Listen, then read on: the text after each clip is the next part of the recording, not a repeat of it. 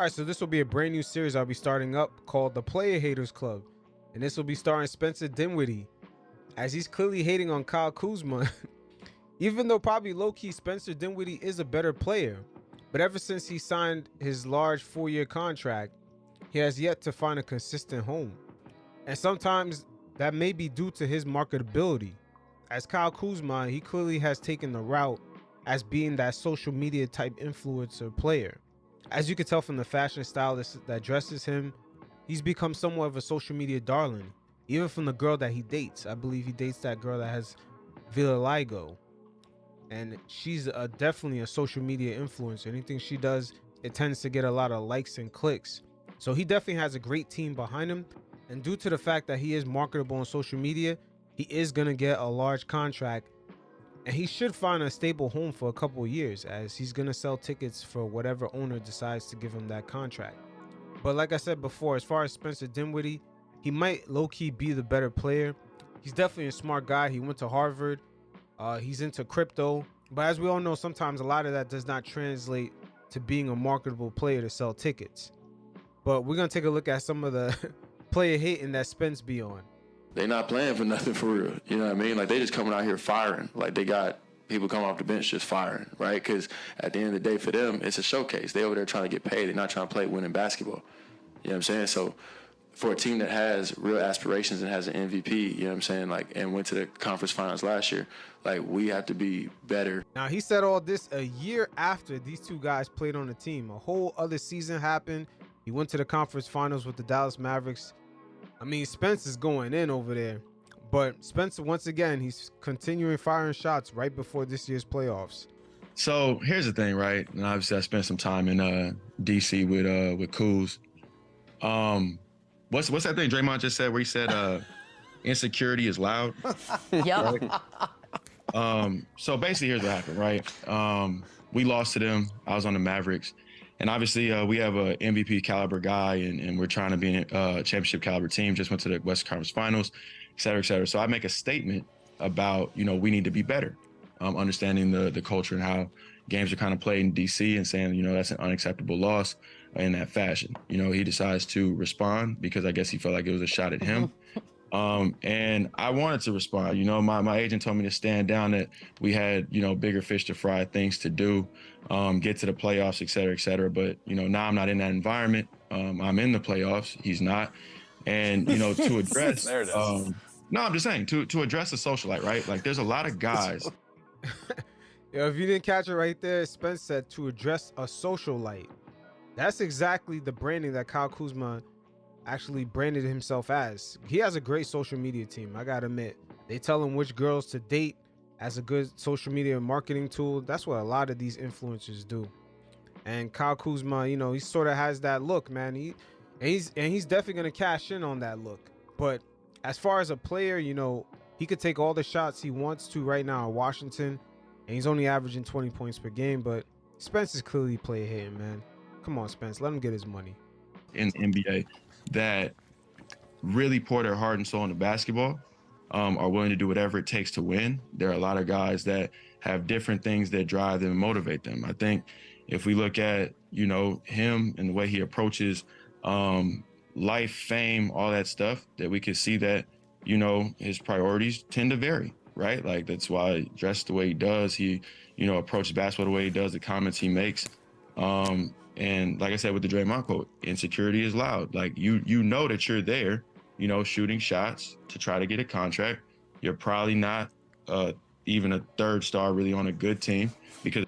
And Spence is player hating, but, you know, he's speaking facts right here about him being not even a third star. And that is facts. Not on a winning team. Could be a third star on a losing team, but not a winning team. If you were, the Lakers would have kept you, right? Part of the reason you left was to try to make more money. Like, these are all things that are facts. And so at the end of my career, one thing that I want to be known, besides a guy that did whatever it took to win in whatever spot he was at, is a guy that was also very honest. And Spence, you hating because you could say the same thing about Bradley Beal, but a lot of players might feel that way, but they keep quiet about it, just like how you keeping quiet about it right now. Bradley Beal falls into the same realm. He may be a superstar on the Wizards, but on another team, he's like a third string star. And so, like, my complete response to, you know, Kuz and all that other stuff, to address it directly, I mean, I played with the guy.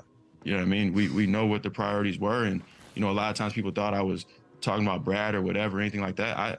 I look at Brad in the same light as like a Dame. I think he's loyal to DC.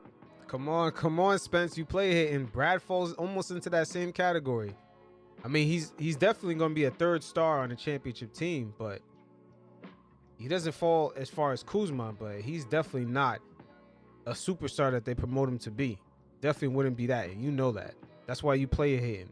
You kind of choosing who you want to pick your battles with, and you clearly play hitting on Kuzma right now. I think, you know, probably on a championship team, he's probably got to be paired with like a Giannis. He's probably 1B, which is no shot. Right there. Bradley Beal is no 1B, man. He's going to be the 1C. He's going to be the complimentary player to the 2 stars. Come on. I know on a championship team, you know, I'm probably the third guy, kind of like a Drew Holiday with a Chris Middleton, and, you know. Damn, Spence puts himself as a third guy. I don't know about that, Spence.